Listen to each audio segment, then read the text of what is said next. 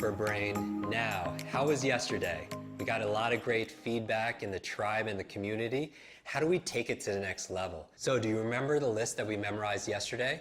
Let's do it together. What was the first word? Fire hydrant. What was after fire hydrant?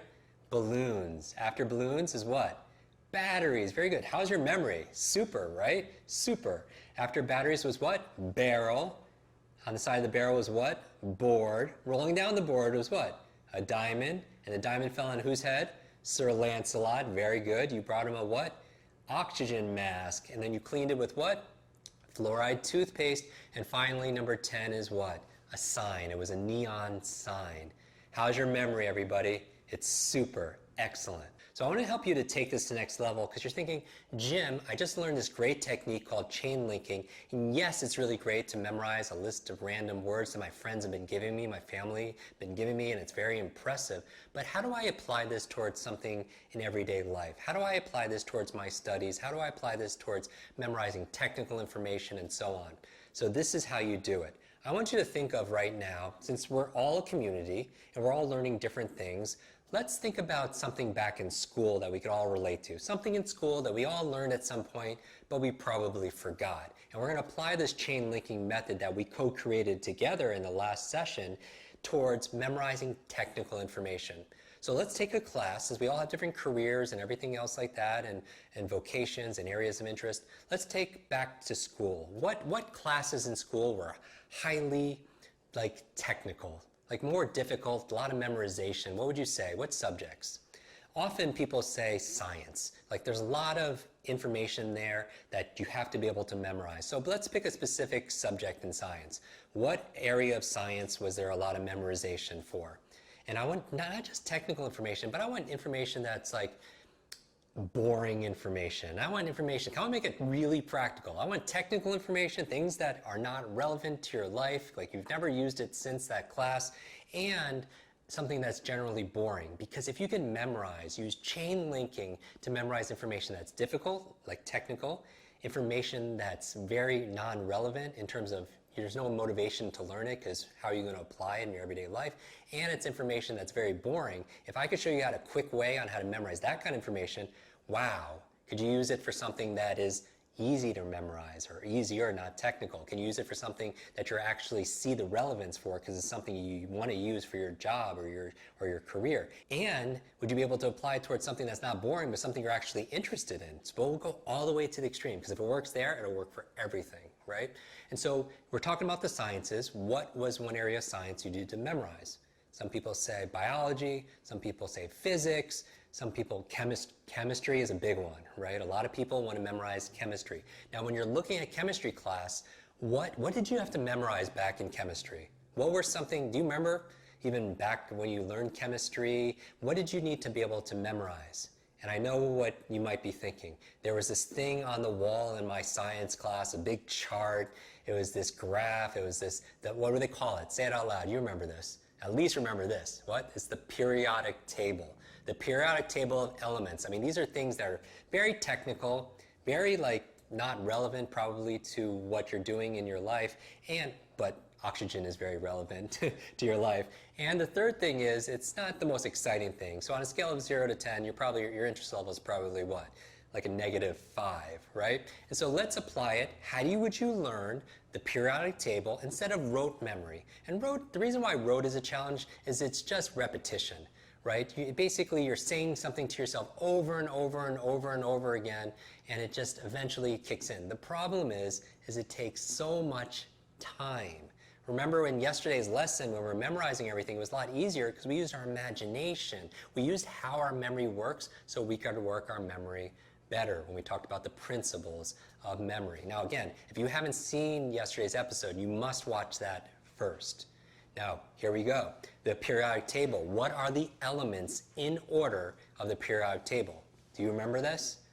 Let's go through it. The first one is hydrogen. Then you have helium, lithium, and then before lithium you have beryllium, then you have boron, then you have carbon, and then you have nitrogen, oxygen, very good, then you have fluorine, and then 10 is actually this thing called neon. All right, those are the first 10 elements of the periodic table. I know some of that might sound familiar to you because we learned it back in school. So how do you use this thing called chain linking and apply it to learning the periodic table faster and better and long term for a long period of time, for as long as you want to be able to remember it? Well, here's what you do. You take each of those elements of the periodic table and you turn it into a picture. We always start by visualizing it first. We talked in a prior lesson that we tend to remember things that we see. Like we remember the face because we saw the face. And so how can you turn every single thing into a picture, right? T-I-P, turn into picture. That's the ultimate tip. Turn into picture. So the first thing you do is turn what you want to remember into a picture because we think in pictures. We dream in pictures. Just like when you get on an airplane, it doesn't say, fasten your seatbelt. You don't see those words anymore. What do you see? You see a seatbelt being lit up, connected, right? It doesn't say, no smoking. What do you see? A cigarette with a line through it because pictures are the universal language no matter what countries people are flying from, right? So pictures. And so turn into a picture. The first thing you do is you turn each element into a picture and then you have to link them together, right? Because that's what learning is, linking one thing to another. And so that's the chain link. So what links two of these pictures together? Emotion, visualization, action. You want to exaggerate things because you want to pretend what an 8-year-old version of yourself would do. What would an 8-year-old do? They'd make fun of it, right? That's how they remember things, using their imagination. So let's do this. Instead of just talking about it, let's do it together. Hydrogen. If I say hydrogen, what could you picture? If I say hydrogen, what's the first thing that comes to mind? And you're like, Jim, I don't know what hydrogen is used for. Here's the thing. If you don't know what hydrogen is used for, then have you ever played this game called Pictionary? Have you ever played this game called Pictionary? It's like where you have a place where you could write, like a whiteboard here, and you have teams, and you look at your card, and you have to get your team to say the words that are on that card, but you have to draw it, right? You have to draw pictures, because we communicate in pictures. So for example, if I go through here and I draw a thing of a movie, they're like, okay, my team yells, it's a movie, and I say yes, and then they say like, and I have to get them to say breakfast at Tiffany's. Then I would draw some bacon and some eggs and get them to say breakfast, right? And I would draw a little Tiffany's jewelry box, and they're like, oh, breakfast at Tiffany's, right? Because we think in pictures. But if I didn't know what something looked like, I could just draw an ear, right? Just like a little ear. And what does an ear signify when they draw an ear? Sounds alike. It sounds like. So if you don't know what hydrogen or one of these technical words are that you need to remember, then come up with something that sounds close to it. So what sounds like hydrogen? Hydrogen. What it sounds like that? What would remind you be close enough? Because your true memory knows what it is. You just need something close to remind you of. So some people say, Jim, a hydrant. Hydrant sounds like hydrogen. Oh, great, because if you forgot what that element was, you wouldn't say carbon, right? Because it's hydrant, hydrogen, very, very close, right? So I want you to picture a fire hydrant in front of you right now. And now what's the next word that you need to remember? Helium, helium. Now I say helium, and if we're playing Pictionary, what would you draw a picture of? What reminds you of helium? You're like, Jim, helium balloons, obviously. Yes, great. So what's the next part? You have the image of each of them, and now you're connecting them together. So imagine a fire hydrant, and tied to the fire hydrant are all these helium balloons. And make the helium balloons like your favorite color. And maybe the balloons are so big, because we remember things that are exaggerated, that the balloons tear the fire hydrant from the ground, and it goes straight up into the sky. Now, the third element on the periodic table is something called lithium. Lithium. Now, you're like, Jim, I'm going on Google. What's lithium used for? I see it's used for what? Batteries, right? Lithium batteries. And you're like, oh, I can make a picture of batteries, and if I could see it, I'll remember it. So picture batteries, and what do? Forget about the fire hydrant. Just focus on what? The balloon and now the batteries. So imagine, what could you picture? What could you picture? Batteries flying out of nowhere, and they're popping the balloon. Can you see that? Is this sounding a little bit familiar? You're like, Jim, my memory is, I thought it was a challenge, but it's not that bad. Yes, you just did this in the last episode. Yes, we did, right? We had the fire hydrant and the balloon and then the batteries. And where were the batteries? They were where? In the barrel. Good. The batteries were in the barrel. You remember that. And what was on the side of the barrel? Because the barrel signified what? The next element. Beryllium, beryllium, beryllium. What was on the side of the barrel? It was what? A board, that's to remind you of the next element, which is boron. That's the fifth element on the periodic table, is boron. Now, obviously, I made this list for you, right?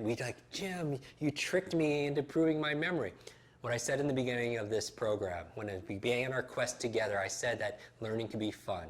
And you learn the best sometimes when you don't even realize that you're learning, right? So you want to be able to claim that. So you have the board that's there, and what's rolling down the board? It's a diamond. What's a diamond made out of? Carbon. Now, here's the thing. If you don't want to use those words, like if you didn't know that a diamond is made out of carbon, you could just make up your own words. Car-bon. Maybe you see a car going down the board, or maybe it's a car full of bonbon ice creams, right? You come up with whatever works for you, because whatever works for you is going to work best. Now, the diamond fell onto whose head? It fell on who? Sir Lancelot, right? Sir Lancelot, that's wonderful. And Sir Lancelot is a what? He's a knight. And that's to remind you of the next element, which is what? Nitrogen. Carbon, nitrogen. Very good. And when he got knocked out, what did you bring him? A mask. But what kind of mask specifically? Oxygen mask. Oxygen is the 8th element on the periodic table. You're getting this? I know you are. And then you had to clean the mask with what? Fluoride, toothpaste, right? It's fluorine. That's your next element. The 9th element is fluorine, because that's fluoride toothpaste. And finally, what did you do with the toothpaste? You threw it where? Into the sign. What kind of sign was it? A neon sign. And the 10th element on the periodic table is what? Neon. I want to congratulate you, super brains, because you just memorized the first 10 elements of the periodic table. You still remember those words? You're like, of course I do. Fire hydrant, balloon, batteries, barrel, board, diamond, a lot of enthusiasm. What we've done together is we've taken the chain linking method and applied it towards learning technical information in a fraction of time. And it wasn't just fast, it was fun, right? And so that gives you fulfillment because there's function that comes with that. And so your homework assignment is to do this. If you could do this for technical information that's boring, that's not relevant, I want you to continue your training on this, and I'd like you to go visit the rest of the elements on the periodic table. I'd like you to go visit element number 11, 12, 13, 14, 15, and try to do the next 10. Do 11 through 20 on your own. You could Google the elements, find out what they are, turn each one to a picture, and continue the story. But remember, here's the key.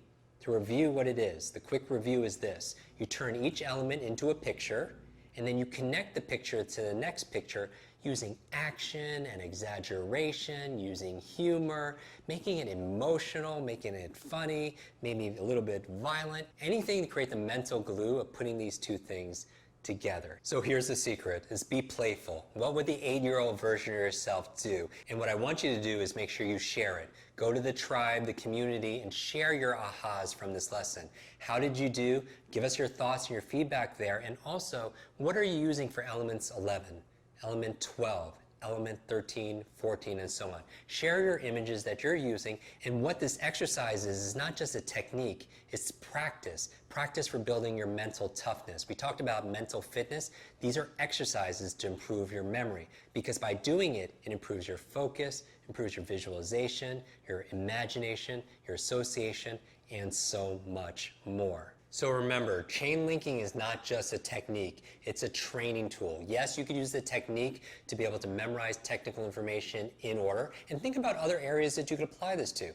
Maybe you want to apply it towards things like the books of the Bible, Genesis, Exodus, Leviticus, Number, Deuteronomy, Joshua, Judges, Ruth, and you want to memorize that. Whatever it is, take a picture of it, connect it to the next picture, use action, exaggeration, and humor, and you'll get it. Now, besides the technique, it's also training, because by doing these exercises, it also improves your memory. These are memory exercises that we're doing throughout this entire quest. And these exercises help enhance your focus, enhance your visualization, enhance your imagination, and so much more.